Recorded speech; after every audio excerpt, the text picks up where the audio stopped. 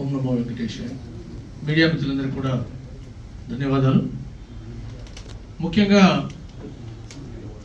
Duvvada Srinivas alias శృంగారాల Srinivas reels చేసుకునే ఒక వ్యక్తి ఈరోజు ఆకాశమంత ఎత్తున్న పవన్ కళ్యాణ్ గారిని ఈరోజు ఎన్డీఏ ప్రభుత్వం రాష్ట్రంలోనే కాదు దేశంలోనే నిలబడ్డానికి కారణమైన పవన్ కళ్యాణ్ గారిని రాష్ట్రమంతా దేశమంతా అంటుంటే ఈ శృంగారాల శ్రీనివాస్ మొన్న అసెంబ్లీ బయట వచ్చి ఇష్టం వచ్చినట్టు కారు కూతలు కూశాడు.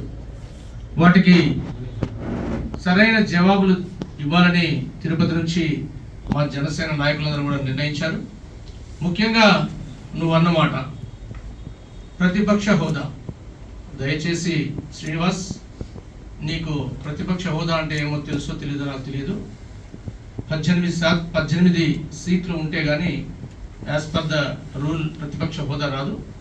ప్రతిపక్ష హోదా నీకు ఇవ్వడం ఎన్డీఏ ప్రభుత్వం పని కాదు. ప్రతిపక్ష హోదా నీకు వైఎస్ఆర్ ప్రభుత్వానికి మీకు ప్రజలే ఇవ్వలేదు.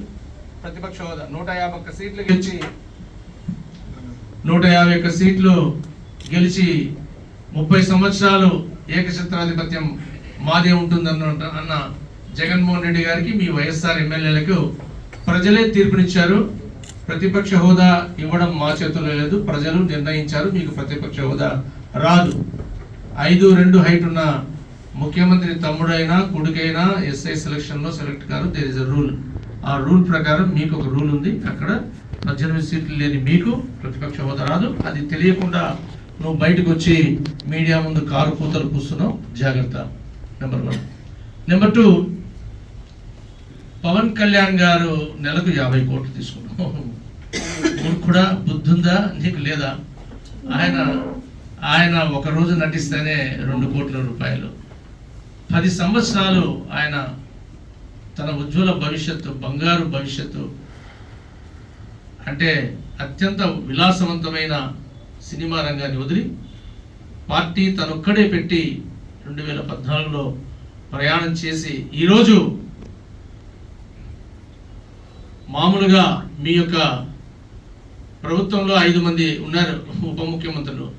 ఉప ముఖ్యమంత్రి అంటే అర్థం తెలియకుండా 5 మంది ఉన్నారు. ఈరోజు కొంతమంది పదవి తీసుకుంటే వాళ్ళకి అలంకారం, కానీ ఆ ఉప ముఖ్యమంత్రి పదవికే అలంకారం తెచ్చింది పవన్ కళ్యాణ్ గారు. అది నువ్వు గుర్తుపెట్టుకోవాల్సిందిగా చెప్తున్నాం.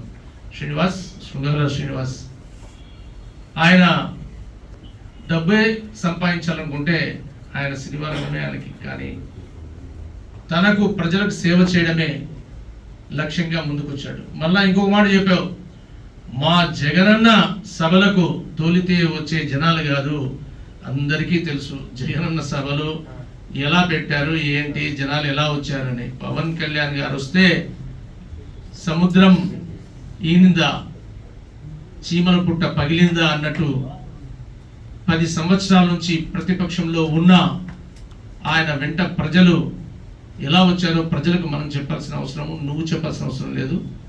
అదే మీ వైఎస్ఆర్సీపీ యొక్క మీటింగ్లో ఎలా పెట్టారో ప్రజలందరికీ తెలుసు. 3వది, మేమేమన్నా దోపిడీలు, దొంగతనాలు, లంచాలు ఏమైనా తీసుకున్నామా, మా మీద ఏదో మాట్లాడితే కేసులు పెడుతున్నారు అంటున్నావు.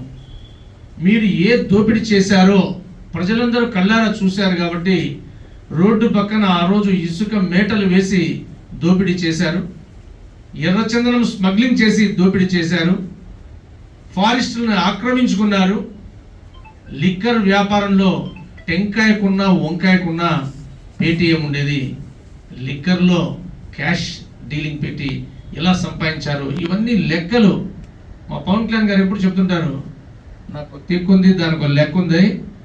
మీరు అంటున్నారే దోపిడీలు చేసామా, దొంగతనాలు చేసామా. మీ దోపిడీని ఒక్కటొక్కటి, ఫారెస్ట్ దోపిడీ ఏంటి, రెడ్ శాండల్ దోపిడీ ఏంటి, లిక్కర్లో దోపిడీ ఏంటి. ఇప్పుడు వేశారు కమిషన్, మీరు చూసారో లేదో, లిక్కర్ మీద కమిషన్ వేశారు. ఇసుక దోపిడీ ఎలా చేశారో ఒక్కొక్కటి సాక్ష్యాధారాలతో ముందు చూపిస్తాం. ఖచ్చితంగా నువ్వు ఏవైతే ప్రశ్నించావో వాటన్నిటి కూడా ఆన్సర్ త్వరలో ఉంది. అలాగే ఈ శృంగార శ్రీనివాస్ ఇంకొకసారి నోరిపితే ఏం చేస్తారో ప్రజలే నిర్ణయిస్తారు. ఖచ్చితంగా చెప్తున్నాం. పవన్ కళ్యాణ్ గారు ఈరోజు రాష్ట్ర దేశ